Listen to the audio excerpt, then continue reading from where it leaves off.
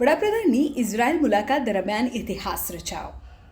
ઇઝરાયલમાં આજ સુધી કોઈ ભારતીય નેતાને નથી મળ્યું એ ત્યાંની સંસદનું સન્માન વડાપ્રધાનને મળ્યું. ત્યાંની સંસદને નેસેટ કહેવાય છે.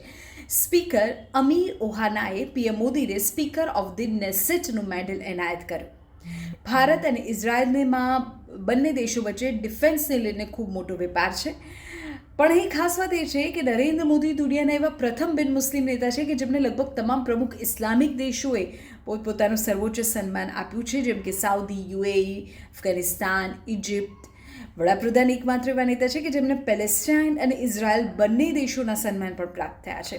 આ સિવાય પણ વડાપ્રધાન નરેન્દ્ર મોદીને તેમના આટલા વર્ષોના વડાપ્રધાન તરીકેના કાર્યકાળમાં કયા મુખ્ય દેશોએ પોતાના સર્વોચ્ચ સન્માન આપ્યા છે તેની જો વાત કરીએ તો તાજેતરમાં રશિયા તરફથી order of the saint Andrew the apostle 2024 એનાયત થયો. ભૂટાન તરફથી પણ 2024માં સન્માન મળ્યું. Greece, France, Papua New Guinea, Fiji, America, આ બધા જ દેશોએ પોતાનું જે સર્વોચ્ચ સન્માન છે તે આપ્યું છે. ઇજિપ્તે 2023માં પોતાનું સર્વોચ્ચ સન્માન આપ્યું.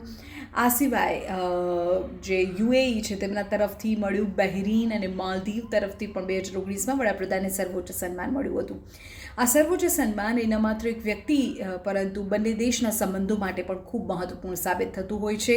બંને દેશોના વ્યાપારિક સંબંધો અને અન્ય જે સાંસ્કૃતિક સંબંધો છે એ પણ આ જે પ્રકારના મેડલ્સ કે પછી બંને નેતાઓ વચ્ચેની મિત્રતા કે સન્માનથી તેને પણ ખૂબ મોટી અસર થતી હોય છે.